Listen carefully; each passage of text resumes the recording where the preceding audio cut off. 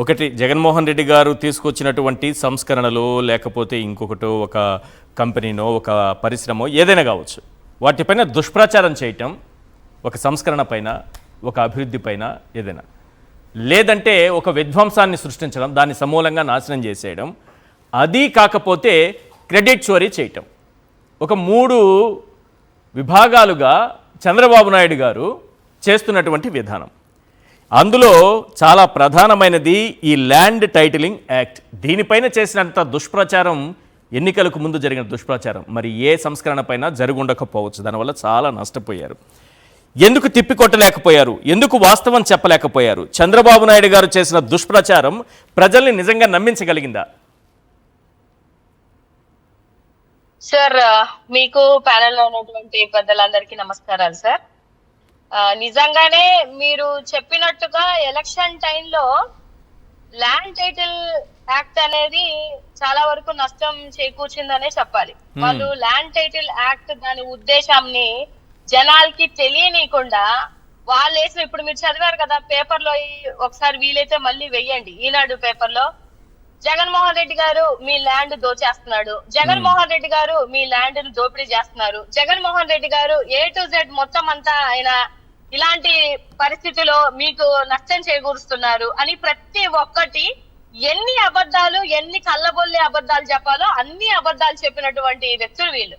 దాంతో పాటుగా చాలా మహిళలు 32,000 మంది వాలంటరీ వ్యవస్థ వల్ల తప్పిపోయారు అనేది ఒక విషయం అయితే, జుగాలి ప్రీతి విషయం ఒకటైతే, తర్వాత 14 లక్షల కోట్లు అప్పు చేశాడు అనేది ఒకటైతే, శ్రీలంక అయిపోతుంది రాష్ట్రం అంతా అని చెప్పడం ఒకటైతే, అంటే ఎన్ని అడ్డగోలుగా ఆయనని ఎదుర్కొనేటువంటి ధైర్యం లేకుండా ఆయనని ఏదో ఒక విధంగా కళ్ళబొల్లి అబద్ధాలు, లాస్ట్ అటు పవన్ కళ్యాణ్ గారు కానీ, లేకపోతే చంద్రబాబు నాయుడు గారు కానీ, లోకేష్ బాబు గారు కానీ అడ్డగోలుగా వాళ్ళు చేసినటువంటి నిందలు.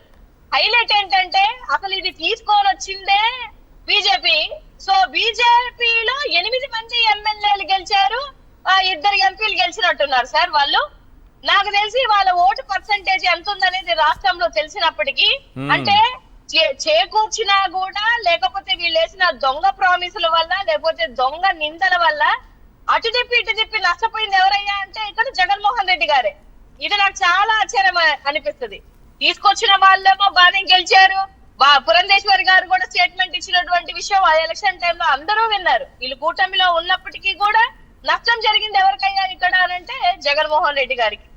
సో జనాలకి ఇప్పటికైనా అర్థం అవ్వాలి. ఇప్పుడు ఒకటి సార్, జగన్మోహన్ రెడ్డి గారు బొమ్మ తీసేసి ఇంకో వాళ్ళు మార్చింది ఏంటి పాస్ పుస్తకంలో ఒకటి చెప్పమనండి. ఏం మార్చారు చెప్పాలి. ఏం చేయలేదు కదా వాళ్ళు. ఏం మార్చారనే దానికంటే కూడా ఏం మార్చారని మాత్రం చెప్పొచ్చు క్లియర్ గా. ఇదైతే కరెక్ట్ సార్. ఏ మార్చారు? ఈ 20 నెలల నుంచి ఏ మారుస్తున్నారు, రాబో 3.5 సంవత్సరాల్లో కూడా ఏ మారుస్తారు. ఎలక్షన్ టైంలో కూడా ఏ మార్చే 164 సీట్లు అడ్డగోలుగా వాళ్ళు తెచ్చుకున్నటువంటి ప్రాసెస్ ఏంటనేది అందరికీ తెలిసినటువంటి విషయం. ఇవాళ నేను అడుగుతున్నా, కుక్క మూతి పిండమని ఇవాళ ఎవరిని అంటారు మీరు? మరి ఇలాంటి టైటిల్ పెట్టిన వాళ్ళని, ఇలాగ ప్రజల్ని మోసం చేసిన వాళ్ళని మరి వాళ్ళు కాదా కుక్క మూతి పిండము? జగన్మోహన్ రెడ్డి గారు అయ్యారా? మంచికి నిలబడినటువంటి వ్యక్తులేమో ఎట్లుందంటే సార్, ఇవాళ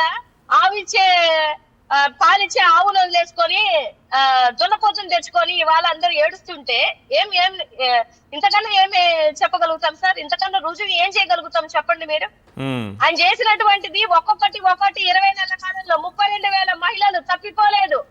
ఈ crime reports, national crime reports records లో ఇచ్చినట్టు అసలు అలాంటి మహిళలే తప్పిపోలేదని 0 రికార్డ్స్ ఇచ్చారు. ఇవాళ అది మోసం అని ప్రూవ్ అవ్వలేదా? 14 లక్షల కోట్లు చెప్పేసి ఇవాళ అది మోసం అని ప్రూవ్ అవ్వలేదా? ఏ ల్యాండ్ టైటిలింగ్ యాక్ట్ అయితే వ్యతిరేకించి దీన్ని లేకుండా చేస్తామని చెప్పారో, దాన్ని అలాగే ఆ భూ సర్వేని కంటిన్యూ చేసుకుంటూ మేము అద్భుతంగా చేస్తున్నాం, QR కోడ్ ప్రవేశపెట్టాం, ఈరోజు వివాదాలు లేకుండా పరిష్కరించాం అని చంద్రబాబు నాయుడు గారు అంటూ ఉంటే ఏమనిపిస్తుంది మీకు? QR కోడ్ కూడా ఆయనే తీసుకొచ్చారు. QR కోడ్ కూడా సేమ్ అదే గతంలో జగన్మోహన్ రెడ్డి గారు ఇచ్చినటువంటి QR కోడే. ఇది ఇవాళ రాష్ట్రంలో ఉన్నటువంటి ప్రజలకి నేను అర్థం అవ్వాలి అని కోరుకుంటున్నాను. నాడు నేడు జగన్మోహన్ రెడ్డి గారు నాడు నేడని చంద్రబాబు నాయుడు గారు ఆ రోజు ఏం మాట్లాడారు, ఈ రోజు ఏం మాట్లాడుతున్నారు ఈ యాక్ట్ పైన అని నేను ఇంతకుముందు ఇక్కడ డిస్ప్లే చేశాం కదా. మీరు కూడా ఒక క్యూఆర్ కోడ్ పెట్టండి దాన్ని. అవును సార్. క్యూఆర్ కోడ్ పెట్టి ఎవరైనా క్యూఆర్ కోడ్ ఒకసారి స్కాన్ చేశారనుకోండి, వెంటనే చంద్రబాబు నాయుడు గారు అప్పుడేం మాట్లాడారు, ఇప్పుడేం మాట్లాడుతున్నారో వచ్చేయాలి అందులో. ఇప్పుడు అది పెట్టండి. సార్ వాళ్ళు క్రెడిట్ చోరీలో మేధావులు. అసలు ఎంత నిసిగ్గుగా క్రెడిట్ చోరీ చేసుకుంటారంటే అసలు చూసే జనాలు అమాయకులు అనుకుంటారా, లేకపోతే మేము ఏం చెప్పినా వింటారులే అనుకునే ధీమాతో మాట్లాడతారో నాకైతే తెలియదు. కానీ ఆయన తెచ్చుకున్న కంపెనీలు, ఆయన చేసినటువంటి సంక్షేమము, ఆయన తీసుకొచ్చినటువంటి అభివృద్ధి ప్రతిదీ. సార్ నేను ఒక్కటి అడుగుతాను, సింహాచలంలో ఒక గోడ కట్టలేని వాళ్ళు ఆ గోడ చక్కగా కట్టగా ఎంత 7 మంది మరణించి, వీళ్ళు వచ్చిన ఈ 18-19 నెలల కాలంలో ఇంత అభివృద్ధి చేసేసారు, ఇన్ని మాల్స్ కట్టారు, ఇన్ని పోర్ట్లు కట్టారు అని అంటే ఎవరు సార్ నమ్ముతారు? ఎవరు నమ్ముతారు? వీళ్ళకి ఒక్కటి చేతగాక చివరికి ఎంత దారుణం అంటే ఎవరిదో క్రెడిట్ ని, ఎవరికో పుట్టిన పిల్లోని మన పిల్లోడు అడుకునే స్థాయికి వచ్చారు అని అంటే ఎక్కడ వీళ్ళ విజనీయ తరం ఎక్కడ పోతుంది అనేది ఒకసారి రాష్ట్రంలో ఉన్నటువంటి ప్రజలు గమనించాలి. నేనైతే చేతులెత్తి మరి ఈ రాష్ట్రంలో ఉన్నటువంటి ప్రజలకి మీ ల్యాండ్ అని దోచుకుంటున్నాడు, లేకపోతే మీ ల్యాండ్ అని అమ్మేస్తున్నాడు, లేకపోతే మీ ల్యాండ్ పాస్ పుస్తకాల మీద ఆయన పేరు వేసుకొని మొత్తం ఆయన కాజేస్తున్నారు, లేకపోతే ఏమంటారు ఎక్కడ పడుతున్నారు అని చెప్పేసి ఏవైతే ఎలక్షన్ లో రూమర్ చేశారో ఇది నిజమా కాదా అనేది ప్రజలందరినీ ఆలోచించమని నేనైతే మనస్ఫూర్తిగా కోరుకుంటున్నాను. వాళ్ళు చేసినటువంటి మోసాన్ని మాత్రం మీరు గమనించండి. ఇవాళ అదే కేవలం జగన్మోహన్ రెడ్డి గారి ఫోటో మాత్రం ఒకటి తీసేసి స్కానర్ తో సహా ఫ్రంట్ పేజ్ తప్ప మిగతా అదంతా జగన్మోహన్ రెడ్డి గారు తీసుకొని వచ్చినటువంటి వినూత్నమైనటువంటి కార్యక్రమం మంచితనమే తప్ప ఇక్కడ ఎటువంటి చోరీలు జరగలేదని ఈ రాష్ట్రంలో ఉన్నటువంటి ప్రజలకి, అదే పాస్బుక్ లబ్ధిదారులకి తెలియాలని నేనైతే మనస్ఫూర్తిగా కోరుకుంటున్నా సార్.